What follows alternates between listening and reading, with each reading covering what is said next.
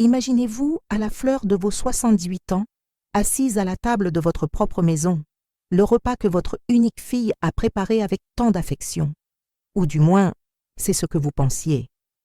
Soudain, une brûlure atroce dans l'estomac, comme si un feu se propageait à l'intérieur.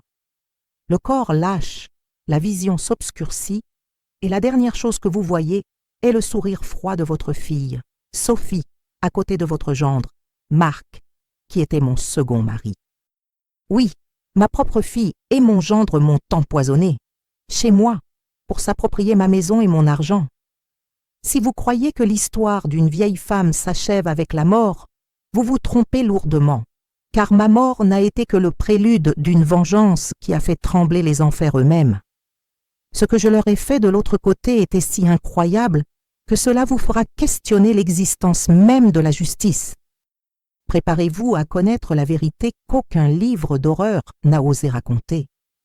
Si vous sentez un nœud dans la gorge rien qu'à imaginer une telle trahison, laissez un j'aime maintenant, car après avoir entendu comment ma fille et mon gendre, que j'aimais plus que tout, ont comploté ma mort, vous comprendrez que l'avidité n'a pas d'âge ni de famille.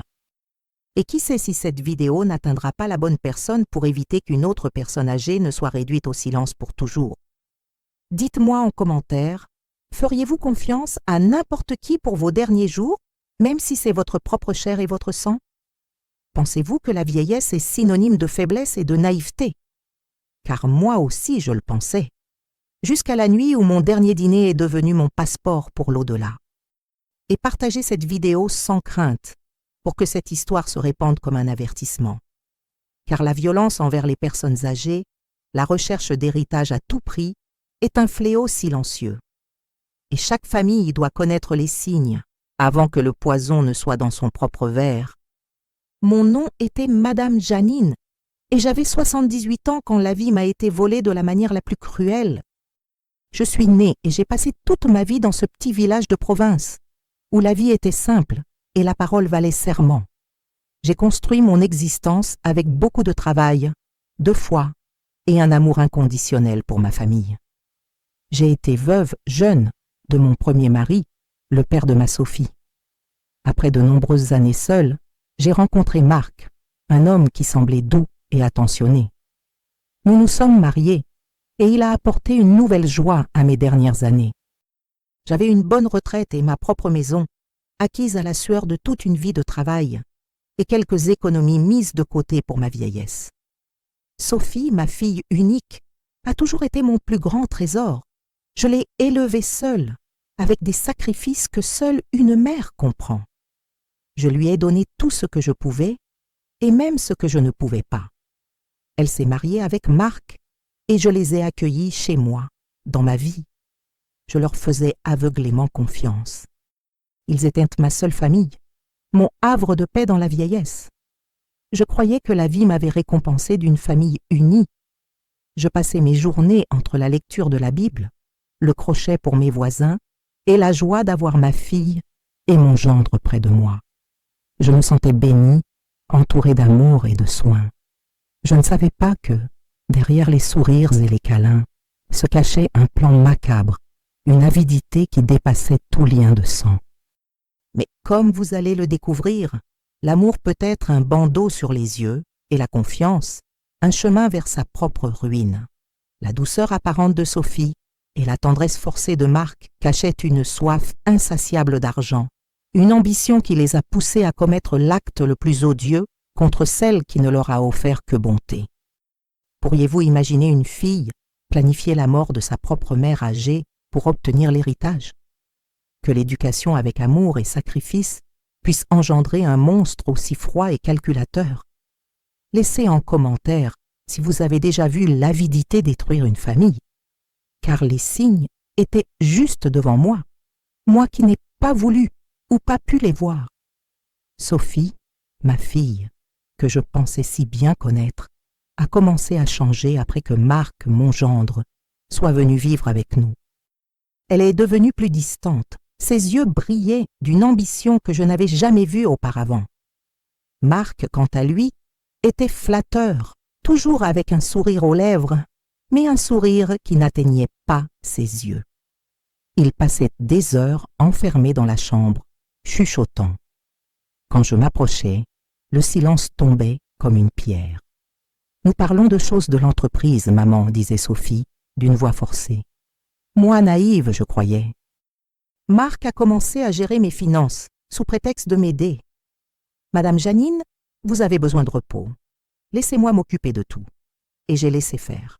J'ai remis mes carnets de comptes, mes mots de passe, tout entre leurs mains, sans imaginer que je leur confiais ma propre vie. J'ai commencé à remarquer que mes économies diminuaient plus vite que la normale. Les relevés bancaires que Marc me rapportait étaient mis au confus, remplis de chiffres que je ne comprenais pas. Quand je posais des questions, il me calmait. « Ce sont de nouveaux investissements, Madame Janine, pour votre avenir. » Sophie a commencé à poser des questions sur mon testament, sur la maison. « Maman, avez-vous déjà pensé à qui aura la maison quand vous ne serez plus là ?» La question me choquait, mais elle dissimulait cela avec un « c'est juste pour s'assurer que tout est en ordre, pour que vous soyez tranquille. » J'ai réalisé qu'il m'isolait. Mes amis, mes voisines, qui avant me rendaient souvent visite, ont cessé de venir.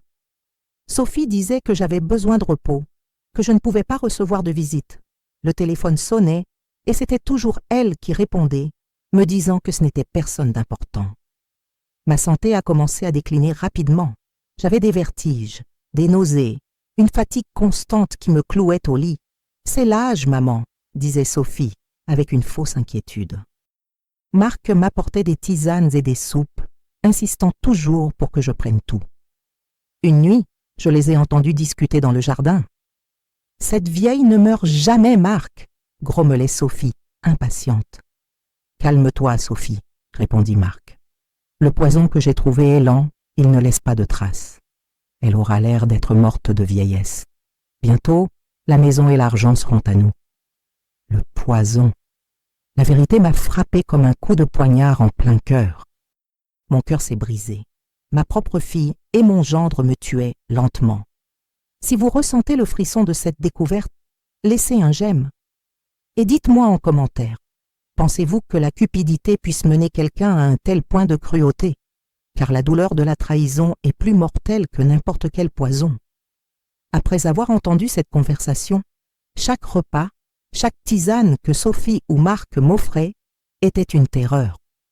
Je sentais le goût amer du poison, la trahison à chaque cuillerée.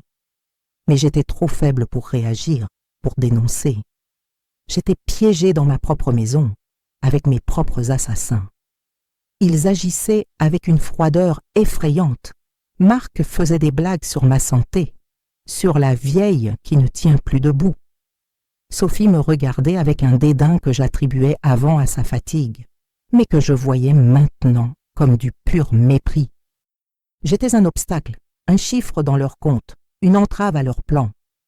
J'ai commencé à faire semblant de ne pas entendre, de ne pas remarquer, pour ne pas éveiller les soupçons. Je voulais une chance d'agir, de trouver une preuve, d'alerter quelqu'un. Mais comment? Ils contrôlaient tout, chacun de mes pas, chaque mot que je disais. Une nuit, alors que je faisais semblant de dormir, j'ai entendu Sophie et Marc parler de la dose de poison. « Augmente un peu, Marc. »« Cette vieille est plus résistante que je ne le pensais, » rit Sophie. « Le médecin ne se doutera de rien. Ça ressemblera à une défaillance multi-organique, chose de vieillesse avancée, » répondit Marc, satisfait. Il me tuait avec une précision chirurgicale. Mes jours sont devenus un enfer. Je me réveillais avec des douleurs lancinantes, sentant mon corps se détériorer à chaque heure. Ils observaient mon agonie avec un calme perturbant. J'étais une expérience, un projet qu'ils exécutaient à la perfection. Je me suis souvenu d'un petit journal que je gardais dans un compartiment secret de ma commode. Dedans, j'écrivais mes pensées, mes recettes et les dernières semaines, mes soupçons sur Sophie et Marc, les étranges symptômes que je ressentais. C'était ma seule chance de laisser une trace. Avec les mains tremblantes et le corps en lambeaux, j'ai commencé à écrire mes derniers mots dans le journal, décrivant la trahison, le poison, la douleur. Il fallait que quelqu'un trouve ça. C'était ma dernière carte contre l'impunité, mon cri silencieux pour la justice. Mais le temps était compté. Ma respiration devenait plus difficile, ma vision plus floue. Je savais que mon heure arrivait. Le dernier repas, le dernier verre d'eau que Sophie m'a apporté, me menait vers l'obscurité. J'ai senti l'amertume de la trahison, le froid de la mort. Vous voulez savoir ce qui s'est passé dans mes derniers instants? Comment moi, une vieille femme fragile, ai réussi à laisser une preuve que personne n'attendait? Et comment mon âme, libérée de mon corps, a commencé une vengeance qui a dépassé toutes les limites de la compréhension humaine? Je vais vous raconter, mais dites-moi en commentaire, pensez-vous que la justice peut être rendue même après la mort? Laissez votre avis. Cette nuit-là, la douleur est devenue insupportable. Mes muscles se sont contractés et je suis tombée sur le sol de la cuisine, où Sophie et Marc finissaient le dîner. Ils sont venus vers moi, sans une once de compassion. On dirait que la petite vieille est enfin arrivée à la fin, dit Marc, avec un sourire moqueur. Sophie observait simplement, les yeux vides. Avec mes dernières forces, j'ai essayé d'atteindre le placard, où je gardais une bouteille de poivre moulu que Sophie détestait. Avec mon doigt, j'ai réussi à prendre un peu de poivre, et avec ma main tremblante, j'ai écrit dans la poussière du sol, à côté de l'endroit où j'étais tombée, les lettres Sophie Ma RC, et j'ai fait une croix juste en dessous, un signe qu'ils étaient hommes et les responsables. Marc a remarqué ce que je faisais. Sophie, elle essaie d'écrire quelque chose. Sophie s'est approchée et du pied a effacé ce que j'avais écrit. C'est la folie de la vieillesse, Marc. Elle délire. Mais je savais que quelqu'un, à un moment donné, pourrait voir la trace de cette poudre sur le sol, la façon dont elle avait été étalée, les lettres qui un instant étaient apparues. Ma respiration est devenue haletante. L'obscurité m'enveloppait. J'ai senti mon cœur lâcher, et la dernière image que j'ai vue fut le visage satisfait de Sophie, qui s'est penchée et m'a murmuré à l'oreille « Enfin, maman, maintenant la maison est à moi, et Marc aussi. » Ce furent les dernières paroles que j'entendis avant que tout ne s'éteigne. J'étais morte, assassinée par ma propre fille et par le gendre que j'avais accueilli chez moi. Mais tandis que mon corps succombait à la mort, mon âme se libérait, et avec elle, un plan de vengeance qui ferait souhaiter à Sophie et Marc d'être morts avant moi. La justice terrestre avait peut-être échoué, mais la mienne, celle-là serait implacable. Si vous ressentez le feu de ma révolte, laissez un j'aime. Et partagez pour que tous sachent que certaines âmes ne reposent pas en paix tant que justice n'est pas rendue. Car ce qui leur est arrivé ensuite, c'est quelque chose que personne n'attendait. Marc et Sophie, croyant avoir agi avec perfection, ont rapidement simulé une scène de mort naturelle. Ils ont appelé le médecin de famille qui a attesté un infarctus foudroyant dû à mon âge avancé. Il n'y a pas eu d'autopsie, pas de suspicion. Ils étaient co-libres, ou du moins, c'est ce qu'ils pensaient. Mes funérailles furent une mise en scène macabre. Sophie et Marc, les parfaits endeuillés, recevaient les condoléances, versant de fausses larmes. Mon âme, planant au-dessus du cercueil, observait chaque étreinte forcée, chaque mot vide. Je pouvais sentir l'hypocrisie et la joie contenues dans leur cœur. Mais ils ont commis une erreur fatale. Dans leur précipitation à se débarrasser de toute trace de poison, ils ont oublié de jeter le journal qui était caché dans ma commode. Et par une coïncidence divine ou infernale dans mon cas, la femme de ménage de la maison, Madame Dubois, qui m'avait toujours aidée et me faisait confiance, a trouvé le journal en faisant un nettoyage plus approfondi. Madame Dubois, une femme de peu de mots mais d'une grande intuition, a remarqué quelque chose d'étrange. Le journal que je gardais toujours rangé était entrouvert et les dernières pages étaient pas marquées. Elle, qui m'avait toujours admirée, a commencé à lire et l'horreur l'a envahie. Elle a vu mes derniers mots, mes accusations, la description du poison et de la trahison. Madame Dubois était terrifiée, mais elle n'était pas femme à se taire. Elle savait que quelque chose de terrible s'était produit et que Sophie et Marc En étaient les responsables. Le journal en main, elle a pris une décision qui allait changer la donne. Elle n'est pas allée à la police, pas immédiatement. Elle avait un plan différent, guidé par une force qu'elle ne comprenait pas. Pendant ce temps, Sophie et Marc ont commencé à profiter de l'héritage. Ils dépensaient l'argent de ma retraite, prévoyant de vendre la maison pour déménager dans la capitale. Mais la maison, ma maison, serait le théâtre de ma vengeance. Ce foyer qu'ils voulaient pour eux se transformerait en l'enfer que je leur préparerais. La première nuit où Sophie et Marc ont dormi dans mon ancienne chambre, la vengeance a commencé. Je les ai hantés avec une présence froide et oppressante. Les lumières clignotaient sans arrêt, les objets bougeaient seuls, et des murmures glaciales appelaient leur nom. Sophie s'est réveillée en panique, sentant des mains invisibles lui serrer la gorge, la même sensation que j'avais eue dans mes derniers moments. Marc, suant à grosses gouttes, voyait mon image se refléter dans les miroirs, dans les vitres, avec un regard de douleur et d'accusation. Je leur faisais sentir l'odeur du poison à chaque repas, dans chaque verre d'eau. Ils ont commencé à se méfier l'un de l'autre, à s'accuser mutuellement. « Tu n'as pas bien lavé les verres !» criait Sophie. « Tu es folle !» répondait Marc, terrifié. Les cauchemars sont devenus constants et vifs. Je leur apparaissais, sous ma forme la plus souffrante, agonisante, les accusant. Ils se réveillaient en hurlant, sans pouvoir dormir. L'insomnie les consumait, et la terreur s'installait dans leurs esprits. La maison, autrefois symbole de leur conquête, est devenue une prison d'horreur. Les voix de mon accusation résonnaient dans les couloirs, mes lamentations remplissaient l'air. Ils n'avaient ni paix, ni repos. Je les rongeais de l'intérieur, exactement comme le poison m'avait rongé. Au milieu de la folie que je leur imposais, ils ont commencé à se confesser l'un à l'autre, à voix haute, comme s'ils étaient pris dans une boucle. « Je ne voulais pas, mais elle a insisté pour le poison !» criait Marc. « Tu as été faible, Marc! Je voulais juste la maison !» hurlait Sophie. Les murs de la maison, témoins silencieux de ma mort, étaient maintenant témoins de leur confession et de leur descente dans la folie. Ceci n'est que la première partie de l'enfer que j'ai créé pour Sophie et Marc. Ce que Madame Dubois a fait avec le journal et comment leur folie les a menés à un point de non-retour, vous le verrez bientôt.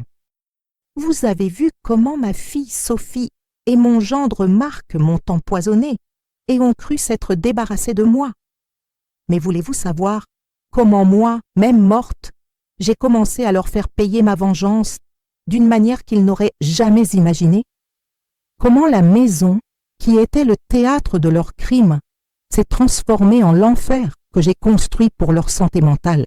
Et surtout, voulez-vous savoir comment Madame Dubois, ma femme de ménage, avec un simple journal et une intuition aiguisée, est devenue la pièce maîtresse de ma rétribution?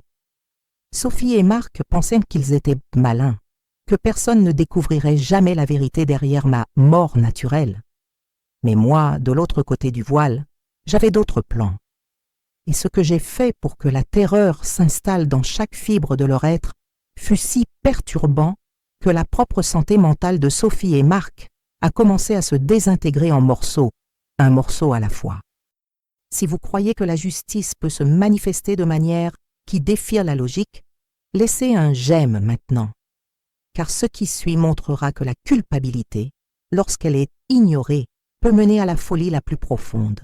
Et partagez cette vidéo pour que d'autres personnes voient qu'aucun crime odieux ne reste impuni, même lorsque la victime n'est plus parmi les vivants.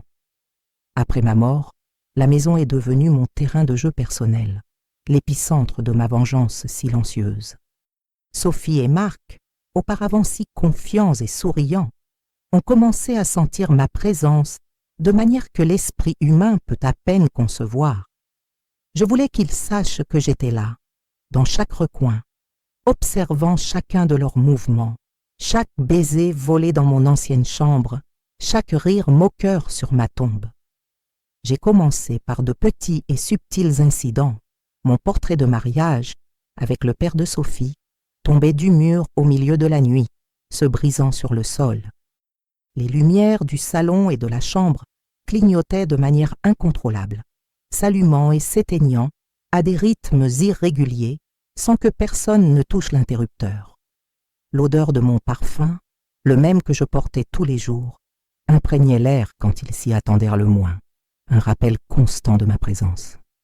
Sophie, en particulier, était ma cible principale. Je voulais qu'elle ressente le même désespoir et la même impuissance que j'avais ressenti dans mes derniers moments. Pendant qu'elle dormait, je lui murmurais mon nom à l'oreille, d'une voix glaciale et traînante. « Sophie, maman est ici !» Elle se réveillait en panique, le corps trempé de sueur froide. Mais Marc, essayant toujours de rationaliser, disait que ce n'était qu'un cauchemar, le fruit de la culpabilité qu'il ressentait. Les assiettes dans la cuisine, qu'elle utilisait désormais pour préparer les repas spéciaux pour Marc, tombaient seules des étagères, se brisant sur le sol. La cuisinière, où elle avait préparé mon dernier repas empoisonné, s'allumait et s'éteignait seule, libérant une forte odeur de gaz, de brûlé, de mort. L'odeur de poison, de putréfaction, imprégnait l'air quand ils s'y attendirent le moins, un avertissement macabre de ma colère.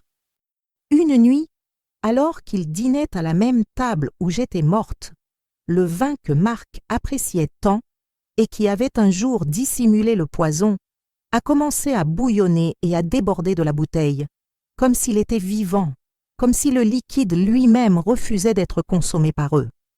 Ils ont crié, jeté les verres au loin, mais l'odeur de mort, de soufre, est restée dans l'atmosphère. Je voulais que la maison devienne une prison sans murs, un endroit où chaque pièce, chaque objet, chaque ombre leur rappellerait sans cesse le crime abominable qu'ils avaient commis, et cela fonctionnait parfaitement.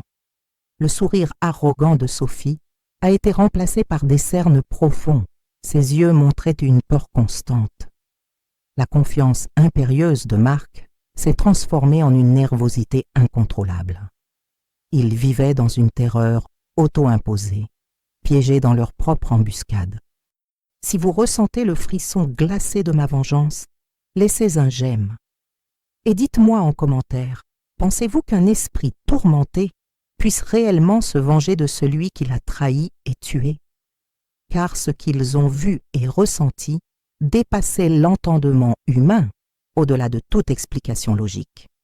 La terreur que je leur infligeais n'était pas physique, mais purement psychologique. Je les rongeais de l'intérieur, dévorant leurs âmes, tout comme le poison avait rongé mes entrailles. Marc et Sophie ont commencé à s'attaquer mutuellement. La culpabilité et la paranoïa, auparavant dissimulées, ont éclaté avec une force écrasante. Marc accusait Sophie d'être négligente, de ne pas s'être débarrassée de toutes les preuves, de m'avoir sous-estimée. Sophie, à son tour, disait que Marc était faible, qu'il imaginait des choses, qu'il devenait fou le premier. Leur partenariat criminel, bâti sur la trahison et la mort, a commencé à s'effondrer sous le poids écrasant de ma présence. Ils ont engagé des gardes de sécurité privés, installé des dizaines de caméras partout dans la maison. Ils ont tout essayé pour trouver la présence inexplicable qui les hantait. Mais comment trouver quelque chose qui n'a pas de forme, qui ne peut être touché ou filmé, mais qui ressent et agit avec une intelligence malveillante et vindicative? Je me manifestais dans leur miroir, en des reflets déformés de moi-même, pâle, avec les yeux de douleur et de fureur que j'avais eus dans mes derniers instants. Ils refusaient de se regarder dans le miroir, de peur de ce qu'ils verraient, de peur de me voir, de confronter le monstre qu'ils avaient créé. Sophie a commencé à souffrir d'insomnie chronique et de paranoïa incontrôlable. Je m'en suis assurée. Chaque fois qu'elle s'endormait, j'envahissais ses rêves, reproduisant en boucle les derniers moments de ma vie. La douleur atroce, l'asphyxie, le sourire froid d'elle et de Marc, l'odeur du poison. Elle se réveillait en hurlant, trempée de sueur, implorant mon pardon, le pardon d'une vieille femme morte. Marc, de son côté, a commencé à entendre ma voix l'appeler. « Marc, mon gendre. Pourquoi as-tu fait ça à ta belle-mère, à Madame Janine qui t'a tant aimé ?» Ma voix résonnait dans sa tête, dans chaque pièce de la maison, dans chaque pensée. Il essayait de se boucher les oreilles, mais c'était inutile. J'étais dans son esprit, le torturant de l'intérieur. Ils se sont éloignés de toutes et de tous. Les quelques amis qu'ils avaient, auparavant présents, ont disparu en constatant leur folie. Leur santé s'est rapidement détériorée. Ils vivaient dans un état constant de paranoïa, piégés dans leur propre bulle de culpabilité et de terreur. L'enfer que j'avais créé pour eux était leur propre maison, et ils en étaient les seuls habitants. Pouvez-vous imaginer ce que c'est de vivre dans un cauchemar qui ne finit jamais, où votre propre conscience est votre plus grand bourreau, et où chaque ombre, chaque son est un rappel constant de votre crime? Dites-moi en commentaire ce que vous ressentiriez dans cette situation, sachant qu'il n'y a pas d'échappatoire. Si vous êtes choqué par l'ampleur et la cruauté de ma vengeance, laissez un j'aime pour me donner de la force et pour montrer que la méchanceté ne paie pas. Et partagez cette vidéo pour que d'autres personnes voient que la vérité, même si on essaie de la cacher, trouve toujours un chemin vers la lumière, et que certaines dettes sont payées de manières inimaginables, même après la mort. Pendant que Sophie et Marc s'enfonçaient dans la folie la plus profonde et la plus perturbante, Madame Dubois, ma femme de ménage et amie de longue date, sentait que quelque chose n'allait pas du tout avec ma mort subite. C'était une femme de peu de mots, mais d'une intuition et d'une loyauté inébranlables, et le comportement étrange de Sophie et Marc après mon décès ne la convainquait absolument pas. Madame Dubois voyait la peur dans leurs yeux, les discussions constantes, la façon dont ils évitaient toute mention de mon nom. Et ce journal, que je gardais toujours sous 7 verrous et qu'elle avait trouvé par hasard, était une pièce qui ne s'inscrivait tout simplement pas dans le récit d'une mort naturelle. Un après-midi, Madame Dubois, sentant une force inexplicable la guider, peut-être mon âme elle-même, a décidé de fouiller mon ancienne chambre. Elle est allée directement à la commode, où je gardais mon journal. Et là, comme s'il l'attendait, il était là, à moitié sorti du compartiment secret. Elle l'a ouvert et a commencé à lire, et à chaque page, l'horreur et l'indignation s'emparaient d'elle. Mes notes détaillées sur les changements dans mon corps, les tisanes spéciales que Sophie me donnait, la façon dont Marc m'isolait. La vérité nue et crue se déroulait sous ses yeux. Tout y était, mes dernières notes, la description minutieuse de la douleur, le terrible soupçon de poison, la certitude inébranlable de la trahison de ma propre fille et de mon gendre. Et enfin, ma dernière entrée, écrite avec mes dernières forces, quelques heures avant ma mort. Ils m'empoisonnent. Sophie et Marc, ne leur faites pas confiance. Ma vengeance viendra des enfers. Madame Dubois sentit un frisson parcourir sa colonne vertébrale. Les pièces s'assemblaient avec une précision effrayante. Elle était terrifiée, mais une flamme inextinguible de courage et d'indignation s'est allumée en elle. Elle savait qu'elle devait faire quelque chose, que moi, Madame Janine qui l'avait tant aidée, méritait justice. Madame Dubois n'était pas femme à se battre ou à se mêler des affaires des autres, mais la gravité de la découverte la poussait. Elle ne pouvait pas, en bonne conscience, ignorer ce qu'elle avait découvert. Madame Dubois, réalisant que Sophie et Marc perdaient rapidement la raison et que la maison était un nid d'horreur et de folie, a pris la décision qui allait changer le cours des événements de manière drastique. Elle n'est pas allée directement à la police. Elle avait un plan différent, un plan qui ferait éclater la vérité d'une manière encore plus percutante, guidée par une force qu'elle ne comprenait pas, mais qui l'y poussait. Si vous croyez que l'intuition et le courage d'une personne simple peuvent être plus puissants que n'importe quelle conspiration, laissez un j'aime. Car la prochaine étape de ma vengeance ne dépendait pas seulement de ma force surnaturelle, mais de l'action décisive de ceux qui étaient encore parmi les vivants. Et cette action a été un choc qui a ébranlé tout le petit village, révélant l'impensable. Madame Dubois, le journal en main, n'est pas allée au commissariat. Elle savait que, sans autopsie, il serait difficile de convaincre la police. Au lieu de cela, elle a cherché la personne la plus influente et respectée du village, l'amie d'enfance de Madame Janine, Madame Fournier, une juge à la retraite de grande renommée et de prestige, connue pour son intégrité et son intelligence. Madame Dubois était sûre que Madame Fournier saurait quoi faire avec cette bombe. Madame Fournier, en voyant Madame Dubois avec le journal dans ses mains tremblantes, a compris la gravité de la situation. Elle connaissait Madame Jeannine depuis des décennies et savait que la mort naturelle était, à tout le moins, suspecte. Madame Dubois a remis le journal et Madame Fournier a commencé à lire. À chaque page, le choc et l'indignation grandissaient sur le visage de la juge à la retraite. La nouvelle de la suspicion d'empoisonnement et de la réouverture de l'affaire de Madame Jeannine s'est répandue dans le village comme une traînée de poudre. Les voisins, qui auparavant pleuraient mon départ, commençaient maintenant à faire le lien, à se souvenir de mes plaintes de santé, de l'isolement que Sophie et Marc m'avaient imposé. Le petit village paisible est devenu un tourbillon de potins et de spéculations. Sophie et Marc, apprenant l'enquête et l'intervention de Madame Fournier, ont sombré dans une panique encore plus profonde. L'enfer que j'avais créé pour eux est devenu insupportable. Ils savaient que le journal circulait, que la vérité éclatait au grand jour. La culpabilité s'est matérialisée dans chaque ombre, dans chaque murmure qu'ils entendaient, dans chaque regard des voisins. Moi, invisible, j'ai tout observé. Ma vengeance s'étendait, atteignant non seulement leurs esprits, mais aussi leur réputation, leur vie sociale, leur plan de fuite avec mon argent. L'entreprise de Marc, autrefois prospère, a commencé à perdre des clients.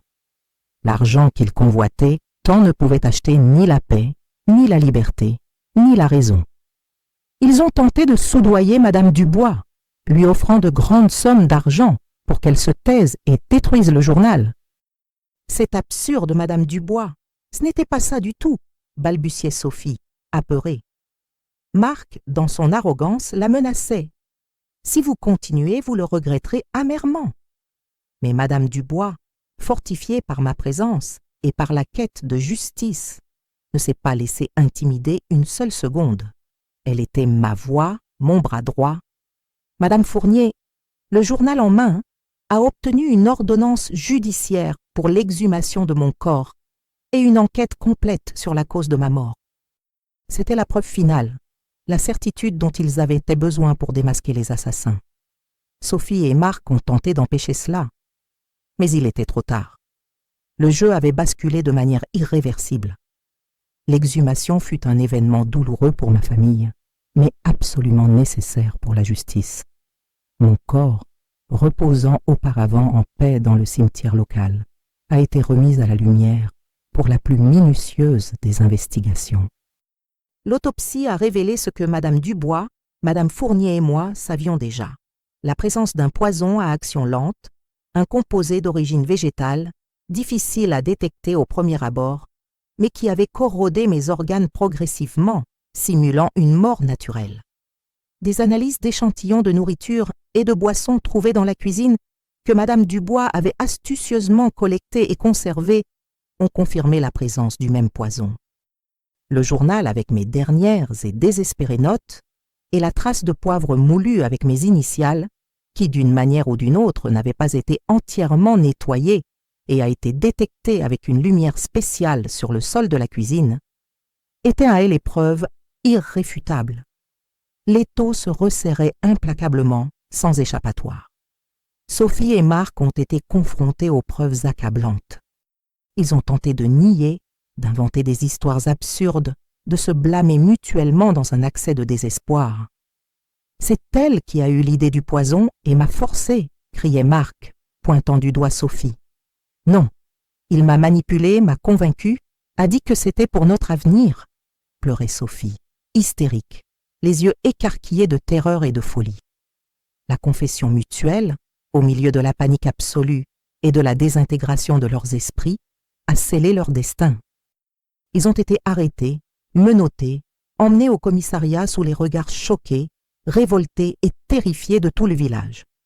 La scène était un spectacle de justice, et moi, sous ma forme incorporelle, j'ai ressenti une satisfaction indescriptible, un triomphe glacial. Madame Dubois, ma courageuse et loyale femme de ménage, fut l'héroïne anonyme. Non seulement elle a découvert la vérité grâce à sa trouvaille inattendue, mais elle a aussi supporté le harcèlement, les menaces, la douleur de voir la famille s'effondrer. Elle était ma voix, mon bras, ma dernière et plus efficace chance de vengeance. Sophie et Marc ont été inculpés pour homicide volontaire aggravé. La nouvelle a fait le tour du pays dans les journaux et les bulletins d'information locaux. Fille et gendre empoisonnent une personne âgée pour l'héritage. L'affaire Madame Janine, la vengeance de la vieille qui ne se repose pas. Les médias locaux n'arrêtaient pas de parler de ce crime odieux, de cette trahison, de mon histoire qui choquait tout le monde. Moi, de l'autre côté, je voyais Sophie et Marc dépérir dans la prison locale. La terreur que j'avais semée dans leurs esprits se manifestait par des cauchemars constants, des hallucinations vives et une paranoïa incontrôlable. Leur liberté leur avait été retirée, tout comme la mienne leur avait été retirée. Ils étaient enfermés dans l'enfer que j'avais créé pour eux, un enfer sans fin. Si vous ressentez la victoire de la justice, même si elle vient de l'au-delà, laissez un j'aime. Et dites-moi en commentaire, croyez-vous que la vérité éclate toujours, d'une manière ou d'une autre, peu importe à quel point elle est bien cachée?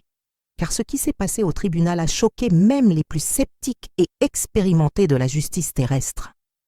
Le procès de Sophie et Marc fut un véritable cirque médiatique, l'événement le plus attendu de notre petit village depuis des décennies. Les journalistes et les curieux venaient de tous les villages voisins. J'étais là, planant au-dessus du tribunal, une présence froide et invisible, observant chaque détail, chaque mot, chaque mensonge pathétique qu'ils tentaient de proférer pour se tirer d'affaire. Eux, autrefois si confiants et arrogants, étaient maigres, pâles, les yeux cernés et rougis, la terreur la plus pure et la plus absolue gravée sur leurs visages défigurés. Leur santé mentale était au bord de l'effondrement, un chef-d'œuvre de ma vengeance. Le procureur, un homme incisif et implacable, a présenté les preuves irréfutables, le rapport d'autopsie qui prouvait le poison, les analyses des échantillons de nourriture et de boissons empoisonnées, le journal avec mes dernières notes, et même la trace de poivre moulu que Madame Dubois et les experts avaient trouvée. L'affaire était limpide, comme de l'eau de roche.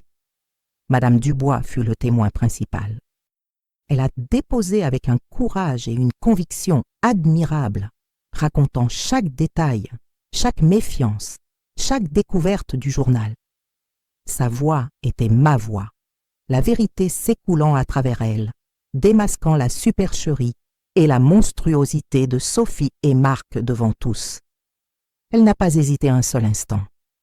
Ils ont tenté la stratégie de l'aliénation mentale, du désespoir, de la culpabilité mutuelle. C'est elle qui m'a forcé, Excellence. Je ne voulais pas empoisonner, criait Marc, pointant son doigt tremblant vers Sophie. Non, il m'a manipulée, m'a convaincue, a dit que c'était pour notre bien, pleurait Sophie, hystérique, les yeux écarquillés de terreur. Mais le public, les jurés, tous voyaient la farce, la mise en scène pathétique du désespoir de celui qui est acculé, sans issue. Je les ai fait voir mon image sur chaque visage du public, dans le regard du procureur, sur le visage des jurés. Je les ai fait entendre mes murmures d'accusation, mon rire silencieux et glacial, qui ne résonnait que dans leurs esprits. Le tribunal est devenu un autre théâtre pour ma vengeance, un miroir de leurs péchés, un cauchemar public. Finalement, après des heures de délibération, le verdict a été prononcé. Coupable, homicide volontaire aggravé. La sentence fut dure, implacable, sans appel possible. Prison à perpétuité pour les deux. Sans droit à la liberté sous caution, sans remise de peine, sans aucun bénéfice. Ils passeraient le reste de leur vie dans l'obscurité d'une cellule, tout comme ils m'avaient jeté dans l'obscurité de la mort.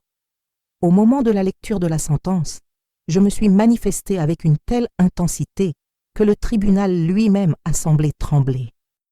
Les lumières ont clignoté violemment, un froid intense a envahi la salle, et les jurés ont ressenti un frisson collectif.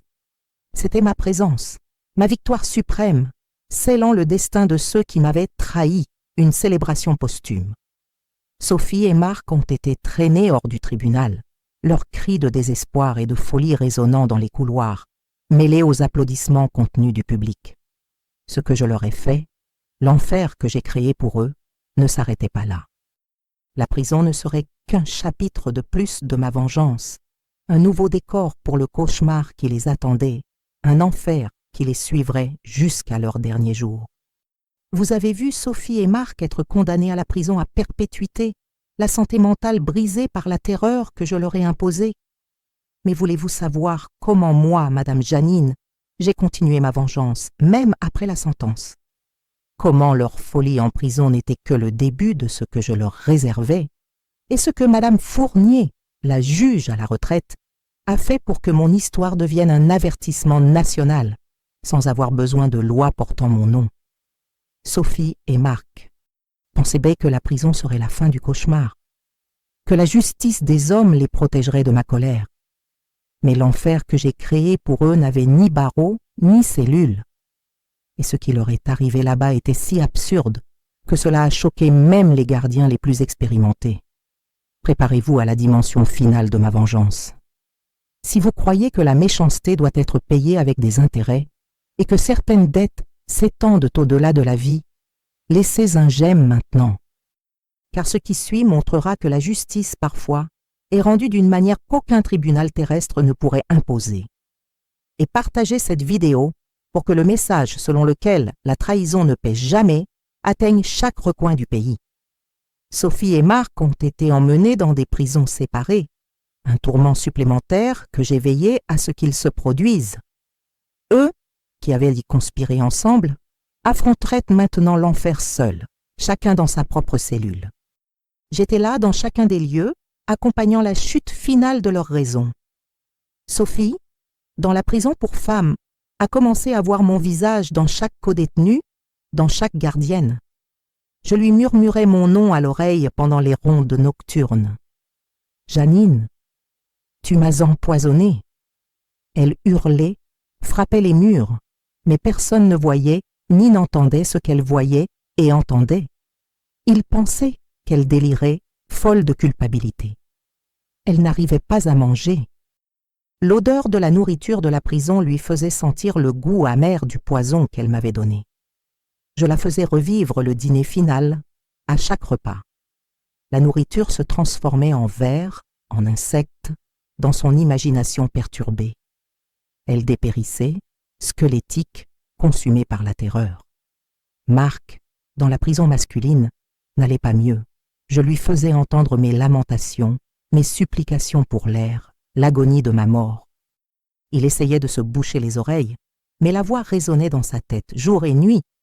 Il voyait la trace de poivre moulu sur le sol de la cellule comme une marque indélébile, la preuve de son crime. Je leur faisais sentir le toucher glacial de mes mains, les mêmes mains qui un jour les avaient bercés et bénis, maintenant des mains de tourment. Ils se recroquevillaient dans les coins des cellules, implorant le pardon d'une vieille femme morte, d'un fantôme que seuls eux pouvaient en voir et sentir. Les autres détenus, en voyant le comportement de Sophie et Marc, les évitaient. « Ils sont fous », disaient-ils. Personne ne voulait s'approcher de ceux qui hurlaient au milieu de la nuit, qui parlaient seuls, qui avaient des crises de panique sans raison apparente. Ma vengeance les avait complètement isolés, même en prison. Les psychiatres de la prison les ont diagnostiqués avec une psychose aiguë, des délires et de la schizophrénie. Ils étaient constamment sous sédatifs, mais même les médicaments les plus forts ne parvenaient pas à faire taire les voix, ni à effacer les images que j'imprimais dans leurs esprits. Ils étaient prisonniers de leur propre enfer privé, sans échappatoire, sans trêve. Si vous ressentez l'intensité de ma vengeance, laissez un j'aime. Et dites-moi en commentaire, pensez-vous que la punition d'un crime puisse être encore plus terrible que la prison physique? Car ce qu'ils vivaient était une torture qu'aucun être humain ne pourrait supporter longtemps. Pendant que Sophie et Marc pourrissaient dans leur enfer personnel en prison, Madame Fournier, la juge à la retraite et mon amie, savait que mon histoire devait dépasser les gros titres. Elle ne voulait pas que ce soit juste un autre crime familial. Elle voulait que ce soit un avertissement, une leçon, un outil pour protéger d'autres personnes âgées. Elle n'a pas cherché à créer une loi Madame Janine, car elle savait que la véritable force de mon histoire résidait dans sa réalité crue, dans sa capacité à choquer et à faire réfléchir les gens. Madame Fournier voulait que ma tragédie se transforme en une voix, un cri d'alerte pour la France. Madame Fournier a commencé à donner des conférences dans les universités, dans les centres communautaires, dans les églises. Elle racontait mon histoire, l'histoire de Madame Janine, la vieille femme empoisonnée par sa propre fille et son gendre. Elle lisait des extraits de mon journal, montrait la copie du rapport d'autopsie. Les gens étaient choqués, en larmes. Elle insistait sur les signes, l'isolement de la personne âgée, la manipulation des finances, les changements inexplicables de santé, les accidents fréquents. Elle disait « Ne faites pas aveuglément confiance. Regardez, observez, questionnez. L'ennemi peut être à l'intérieur de la maison, avec un sourire aux lèvres et du poison dans les mains. » Les médias, informés des conférences de Madame Fournier, l'ont sollicitée. Elle a accepté des interviews, mais à une condition. L'attention ne serait pas portée sur le cirque médiatique, mais sur le message d'alerte. Elle est apparue à la télévision, dans les journaux, toujours avec mon journal en main, avec ma voix, mon histoire. Des centaines de lettres ont commencé à arriver à Madame Fournier. Des lettres de fils et de petits-fils méfiants, de personnes âgées se sentant menacées, de voisins qui avaient vu des signes et ne savaient pas quoi faire. C'était une avalanche d'histoires similaires à la mienne, révélant une épidémie silencieuse de violence contre les personnes âgées. Madame Fournier a créé un groupe de soutien informel, une sorte de réseau de protection pour les personnes âgées. Des gens se réunissaient, partagèrent des expériences, échangèrent des informations et se renforçaient mutuellement. Mon histoire, grâce à Madame Fournier, sauvait des vies, donnant du courage à ceux qui souffraient en silence.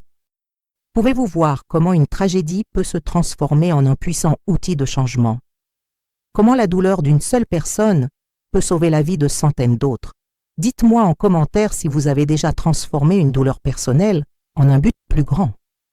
Si vous êtes ému par la transformation de mon histoire en un mouvement de sensibilisation, laissez un j'aime et partagez pour que ce message vital parvienne à chaque foyer, à chaque personne âgée, à chaque famille qui a besoin d'orientation sur les dangers cachés de la violence domestique et de la cupidité. En prison, l'enfer de Sophie et Marc s'approfondissait. Je les visitais constamment dans leurs esprits, augmentant l'intensité des cauchemars, des hallucinations. Sophie a commencé à refuser de manger, convaincue que la nourriture était empoisonnée, que je l'empoisonnais à nouveau. Elle maigrissait à vue d'œil, un squelette ambulant de culpabilité et de terreur. Marc a tenté de se suicider plusieurs fois, désespéré d'échapper à ma présence, à mes voix. Il se cognait la tête contre les murs de sa cellule, tentait de s'étrangler avec son drap. Les gardiens le trouvaient et l'emmenaient à l'infirmerie.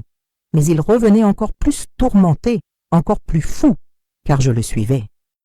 Je leur faisais sentir l'odeur de la terre mouillée, l'odeur du tombeau, l'odeur de ma mort dans chaque recoin de la prison. Ils vivaient dans un état de terreur permanente, sans une seconde de paix, sans un moment de répit. La punition que je leur imposais était bien pire que n'importe quelle sentence humaine. Sophie a commencé à parler seule, à avoir des conversations avec mon fantôme. « Non, maman, je ne l'ai pas fait exprès. Marc m'a forcée, » implorait-elle, recroquevillée sur le sol de sa cellule. Les autres détenus l'entendaient et s'éloignaient, craignant sa folie. Marc, dans ses moments de lucidité, écrivait des lettres délirantes au directeur de la prison, demandant pardon, implorant qu'on le libère de la vieille qui me hante jour et nuit. Les lettres étaient indéchiffrables, pleines de gribouillis, de signes de folie profonde. Petit à petit, ils ont complètement perdu le sens des réalités. Ils ne savaient plus qui ils étaient, où ils se trouvaient. La seule chose qu'ils connaissaient était la terreur, la culpabilité et ma présence constante. Ils s'étaient transformés en coquilles vides, vivant dans un purgatoire auto-imposé, un chef-d'œuvre de ma vengeance. Je les voulais ainsi. Non pas morts, non pas en paix, Je les voulais vivants, mais sans vie, prisonniers de leur propre esprit, dans leur propre enfer. C'était ma justice finale pour ceux qui m'avaient tout volé. Si vous êtes impressionné par la profondeur de la punition que l'esprit humain peut s'infliger, laissez un j'aime, car la vengeance que j'ai exécutée contre eux fut si cruelle qu'elle a choqué même les âmes les plus sombres de l'au-delà. Et elle n'a eu besoin ni de loi, ni d'avocat, seulement de ma détermination. Quelques années plus tard, Madame Fournier, ma fidèle amie, a emmené Madame Dubois rendre visite à Sophie et Marc en prison. Madame Dubois était réticente, mais Madame Fournier a insisté. « Vous devez voir le résultat de votre courage, Madame Dubois. Ce qu'ils sont devenus est la preuve que la vérité, même si elle fait mal, trouve toujours son chemin. » Dans la salle des visites, Madame Dubois a vu Sophie, un corps maigre, les yeux vides, parlant seule. Elle n'a pas reconnu Madame Dubois. « Vous êtes maman !» a-t-elle murmuré, terrifiée. Madame Dubois a ressenti un frisson, mais aussi une pointe de pitié.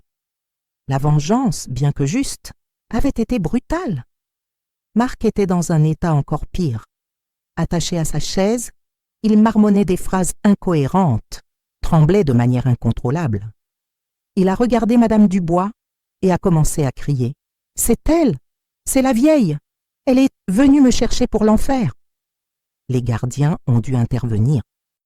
Madame Dubois est sortie de la salle des visites bouleversée, mais avec la certitude que justice avait été rendue. Madame Fournier l'a étreinte. Ils paient, Madame Dubois. Et ce n'est pas la prison qui les punit, c'est leur propre conscience. Vous avez été l'instrument de Madame Janine pour que cela arrive.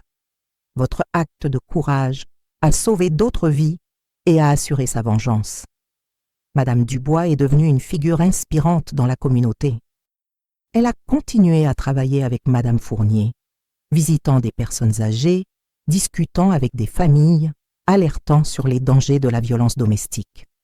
Elle racontait mon histoire, l'histoire de Madame Janine, la vieille femme qui ne s'est pas reposée en paix tant que la vérité n'a pas été révélée et la vengeance accomplie. Le journal que Madame Dubois a trouvé est devenu un symbole. Madame Fournier le gardait sous 7 verrous, ne le montrant qu'aux personnes qui avaient besoin d'un choc de réalité. C'était la preuve vivante que la trahison peut être mortelle et que le silence est complice. Madame Dubois me sentait proche. Elle disait que, parfois, elle sentait un parfum de fleurs que je portais ou un léger contact sur son épaule lorsqu'elle racontait mon histoire. J'étais là, veillant sur elle, la remerciant pour sa loyauté et veillant à ce que mon héritage d'alerte continue. Madame Fournier, lors de sa dernière interview avant de prendre définitivement sa retraite des conférences, a laissé un message puissant pour la France, un message inspiré de mon histoire. La violence contre les personnes âgées, la cupidité pour l'héritage, est un cancer qui ronge les familles. N'attendez pas la mort naturelle pour vous méfier. Faites attention aux signes, l'isolement de la personne âgée, la perte de poids inexpliquée, les maladies subites, les changements de comportement de la famille. Faites confiance à votre instinct. Si quelque chose semble anormal, c'est probablement le cas. Ne vous taisez pas. Dénoncez. Cherchez de l'aide. Parlez. La vérité, c'est la seule arme contre l'obscurité. L'histoire de Madame Janine est un cri d'alerte pour nous tous. Elle n'a pas reposé en paix tant que justice n'a pas été rendue et la punition imposée d'une manière qui transcende ce que nous connaissons. La vengeance de Madame Janine n'était pas seulement contre ses bourreaux, c'était une vengeance contre l'impunité, contre l'aveuglement, contre l'indifférence de la société. Que son histoire soit une lumière pour ceux qui sont dans l'obscurité, une voix pour ceux qui ont été réduits au silence. Si vous croyez en la force du legs, en la capacité d'une histoire à transformer des vies, laissez un j'aime et dites-moi en commentaire, qu'est-ce que l'histoire de Madame Janine vous a appris sur la vie, la mort et la justice divine? Même morte, Madame Janine est devenue un symbole. Son histoire était racontée et re-racontée de bouche à oreille, lors de conférences, dans des reportages spéciaux. Elle est devenue la voix des personnes âgées réduites au silence, l'héroïne des familles qui luttaient contre la trahison et la cupidité. L'enfer qu'elle a créé pour Sophie et Marc était la preuve que certaines dettes sont réglées de manières inimaginables et que le remords est la pire des prisons. Sophie et Marc ont dépéri en prison, complètement aliénés, vivant leurs derniers jours dans un tourment constant, dans un cauchemar sans fin. Ils étaient donc la preuve vivante que la vengeance peut être plus cruelle que la mort elle-même, et que la culpabilité est le bourreau le plus impitoyable. Personne ne leur rendait plus visite, pas même la famille éloignée. Ils étaient seuls, comme je l'avais été dans mes derniers jours. La maison de Madame Janine, le lieu du crime, a été vendue et démolie. Personne ne voulait y vivre, mais sa mémoire, son héritage, continuait de vivre. Madame Fournier et Madame Dubois ont poursuivi leur mission, inspirées par la vieille femme qui a refusé d'être une victime oubliée. L'histoire de Madame Janine était un rappel constant que la méchanceté, tôt ou tard, trouve son destin et que la justice peut venir d'où l'on s'y attend le moins. Et moi, Madame Janine, la vieille femme qui a été empoisonnée par sa propre fille et son gendre, j'ai enfin trouvé une sorte de paix. Ma vengeance était accomplie. Mes bourreaux payaient. Et mon histoire, qui a choqué jusqu'aux enfers, protégeait d'autres. Je n'étais pas morte.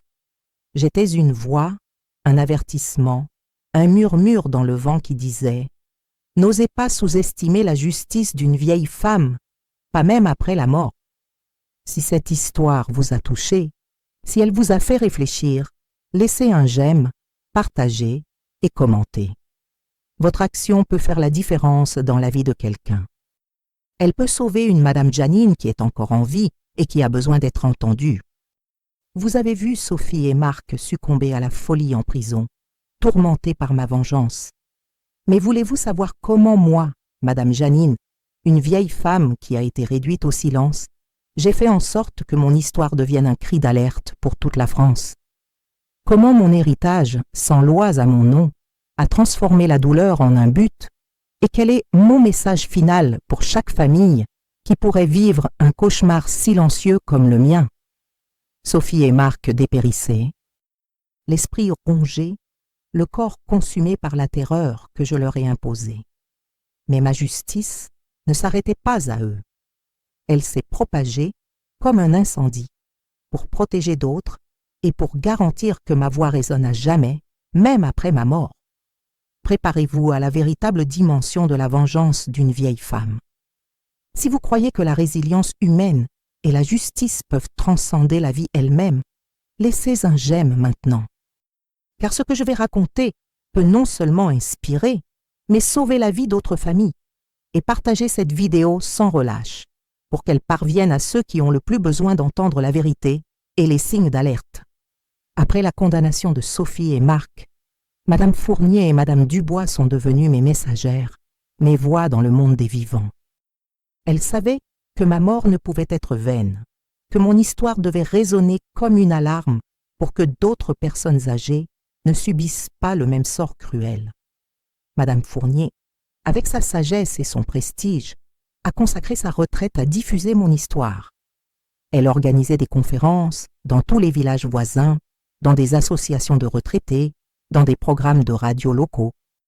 Madame Dubois, avec sa simplicité et la douleur encore latente de ma trahison, l'accompagnait, témoignant du pouvoir de mon journal et de son intuition. Les premières semaines furent difficiles. Les gens étaient choqués, incrédules. Une fille et un gendre, empoisonner sa propre mère? La dénégation était forte, mais Madame Fournier et Madame Dubois étaient persistantes. Elles lisaient des extraits de mon journal, montraient des photos de moi, parlaient de la froideur de Sophie et Marc. La vérité nue et crue s'imposait. L'impact fut immédiat. Après une conférence de Madame Fournier dans une petite communauté, une fille s'est approchée, en pleurs. Ma mère avait les mêmes symptômes, la même faiblesse, et mon frère était très intéressé par l'héritage. Vous m'avez ouvert les yeux. Elle a emmené sa mère chez le médecin, qui a découvert un poison similaire à celui qui m'avait tué. Mon histoire a sauvé une vie. Madame Dubois, dans son humilité, a commencé à recevoir des lettres et des appels téléphoniques. Des personnes âgées l'appelaient, demandant des conseils, racontant leurs propres histoires de manipulation et d'abus. Elle est devenue une confidente, un refuge pour ceux qui vivaient dans la peur. Je la guidais, l'inspirais, m'assurant qu'elle savait qu'elle était sur la bonne voie. La maison qui fut le théâtre de mon assassinat, ma chère maison, n'a pas été vendue à Sophie et Marc, car ils étaient en prison. Elle a été donnée à une institution d'aide aux personnes âgées victimes de violences.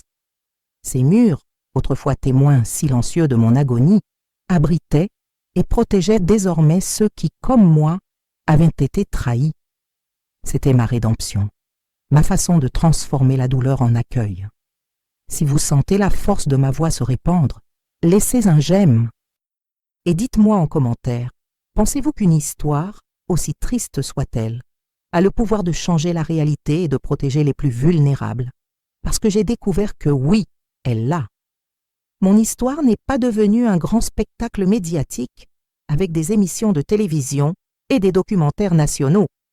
Et c'est exactement ce que Madame Fournier et moi voulions. L'impact que nous recherchions était silencieux, celui qui se transmet de bouche à oreille, de voisin à voisin, de famille à famille, dans les petits coins de France où la loi formelle n'atteint souvent pas. Au lieu de grands titres, mon histoire se répandait lors de discussions sur les places publiques, lors de réunions de famille, dans des groupes de personnes âgées.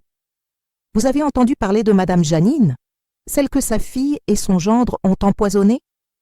Les gens discutaient, alertaient, observèrent leurs propres proches avec un regard plus attentif. Madame Fournier a publié un petit livre avec le soutien d'une maison d'édition régionale, intitulé « Le journal de Madame Janine, une voix d'outre-tombe ». Dans celui-ci, elle a transcrit mon journal avec mes dernières notes et a ajouté des témoignages d'autres personnes âgées qui ont cherché de l'aide. Le livre n'était pas un best-seller national, mais il est devenu une référence dans les communautés, une sorte de guide de survie pour les personnes âgées. Le protocole Janine, un ensemble de lignes directrices simples pour identifier et prévenir la violence contre les personnes âgées, a été créé par Madame Fournier et partagé lors de conférences et dans des brochures.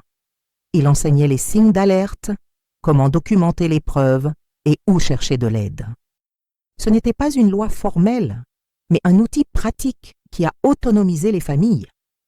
Les signalements de violences contre les personnes âgées dans la région ont commencé à augmenter. Des personnes qui avaient peur de parler, qui se sentaient seules, ont trouvé du courage dans mon histoire. La police locale, auparavant sceptique, a commencé à enquêter plus en profondeur sur les cas de mort naturelle de personnes âgées avec des héritages contestés. Le changement était palpable, réel. J'observais tout, ressentant une paix croissante.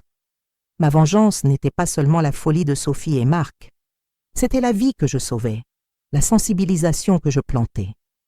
Mon histoire, celle d'une vieille femme simple, changeait les cœurs et les esprits, silencieusement, mais profondément. Une lettre en particulier m'a émue jusqu'au plus profond de mon âme. Elle venait d'un petit-fils qui a écrit à Madame Dubois « Madame Janine a sauvé ma grand-mère ». Mon père la manipulait pour avoir accès aux biens. Après avoir entendu son histoire, nous avons eu le courage d'intervenir. Ma grand-mère est en sécurité maintenant. C'était ça. Ma douleur s'est transformée en vie. Ma mort s'est transformée en protection. Pouvez-vous voir le pouvoir d'une histoire simple mais réelle de transformer la société de l'intérieur? Comment la voix d'un seul individu peut devenir un cœur de protection et de justice? Dites-moi en commentaire si vous croyez au pouvoir de la sensibilisation. Si vous êtes touché par l'ampleur du legs de Madame Janine, laissez un j'aime. Et partagez cette histoire pour que son cri d'alerte résonne à travers tout le pays, protégeant les plus vulnérables et démasquant la cruauté avant qu'il ne soit trop tard. Pendant que mon histoire sauvait des vies, Sophie et Marc continuaient à dépérir en prison dans leur enfer personnel. Moi, Madame Janine, je m'assurais que chaque jour soit un tourment, que chaque nuit soit un cauchemar sans fin. La justice des hommes les avait emprisonnés physiquement, mais ma vengeance les avait emprisonnés dans leurs propres esprits. Sophie a commencé à voir des insectes ramper dans sa cellule. L'odeur de moisi s'est transformée en odeur de chair en décomposition. Elle hurlait que les murs se refermaient, que j'étais là me moquant d'elle. C'était la folie qui grandissait, sa conscience se désagrégeant en morceaux. Marc, de son côté, a développé une phobie alimentaire. Il refusait de manger autre chose que du pain et de l'eau, convaincu que tout était empoisonné. Il voyait mon visage dans la nourriture, entendait ma voix l'accusant à chaque bouchée. Il dépérissait, un corps squelettique uniquement animé par la terreur. Les gardiens de prison rapportaient qu'ils étaient les pires cas qu'ils aient jamais vus. Nous n'avons jamais vu de personnes aussi tourmentées par leur propre esprit, disait l'un d'eux. Ils sont l'incarnation de la culpabilité. Je me sentais satisfaite. Je n'avais pas besoin de loi ni de visite. Ma présence était constante, invisible et cruelle. Ils ont tenté de faire appel de la sentence, mais Madame Fournier a veillé à ce que toutes les preuves soient même conservées intactes, que rien ne puisse être contesté. Le journal, le rapport d'expertise, la trace de poivre. Tout était irréfutable. La porte de la liberté était verrouillée pour toujours, et la clé, je l'avais avec moi. J'ai reçu des nouvelles qu'en un moment de délire, Sophie a tenté d'attaquer une infirmière en prison, criant qu'elle était la vieille qui m'a empoisonnée. Marc, dans sa cellule, creusait des trous dans le mur avec ses ongles, essayant d'échapper à ma présence, marmonnant des phrases insensées sur la vengeance de la vieille. C'était ma justice.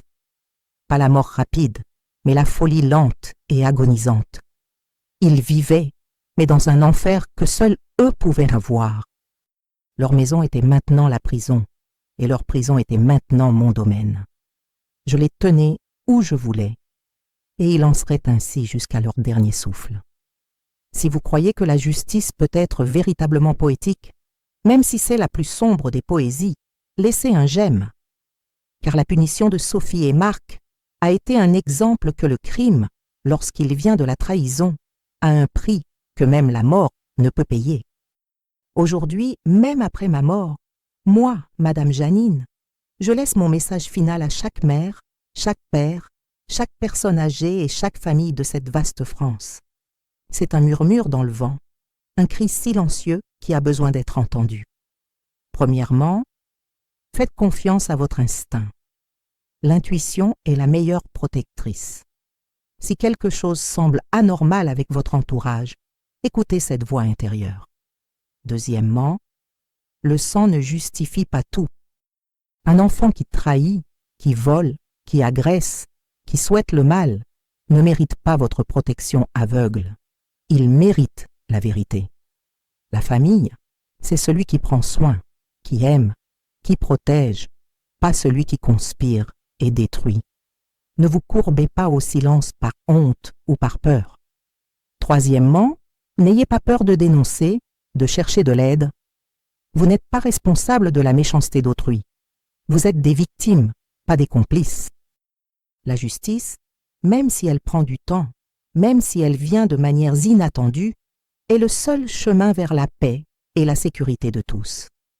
Quatrièmement, protégez-vous, blindez vos biens, installez des caméras, parlez à des amis et des voisins de confiance. Ne faites pas aveuglément confiance. Documentez chaque menace, chaque symptôme étrange. La protection préventive peut sauver des vies. N'attendez pas de devenir une statistique ou un cas comme le mien. Cinquièmement, créez et renforcez vos réseaux de soutien. Voisins, amis, parents éloignés, tous peuvent être un havre de paix. La violence domestique prospère dans le silence et l'isolement. Brisez le silence avant qu'il ne soit trop tard, avant que le poison n'atteigne votre cœur. Pour les enfants et les gendres qui écoutent, respectez vos parents et beaux-parents. Ils ont donné la vie, l'éducation, l'amour, l'affection. L'héritage n'est pas un droit acquis par la naissance. C'est une reconnaissance de l'affection et du dévouement. La cupidité ronge l'âme et mène à un enfer que vous n'imaginerez jamais. Pour la société, ouvrez les yeux sur les personnes âgées qui vous entourent. Cette voisine isolée, Ce parent qui a maigri subitement, cette personne avec la peur dans les yeux, peuvent être victimes d'un crime silencieux. Votre dénonciation, votre intervention peut sauver une vie. Mon histoire de vie terrestre se termine ici, mais ma lutte, à travers Madame Fournier et Madame Dubois, continue. Tant qu'il y aura un enfant tuant son parent pour un héritage, un gendre complotant la chute de sa belle-mère, je serai là, murmurant, alertant, protégeant.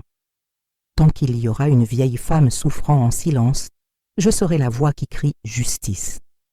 Si cette histoire, la vengeance de Madame Janine, vous a touché, si elle vous a fait réfléchir différemment, laissez un j'aime, partagez et commentez. Votre action peut atteindre la bonne personne au bon moment. Elle peut sauver une vie ou même garantir que la justice, d'une manière ou d'une autre, prévale. Sophie et Marc, consumés par la folie, ont vécu leurs derniers jours en prison dans un tourment perpétuel. Ils sont morts dans leur délire, des années plus tard, toujours tourmentés par moi, la vieille femme qu'ils ont empoisonnée, mais que je n'ai jamais laissée en paix. Leur mort n'a pas été une fin, mais une libération de l'enfer que j'ai créé dans leurs esprits.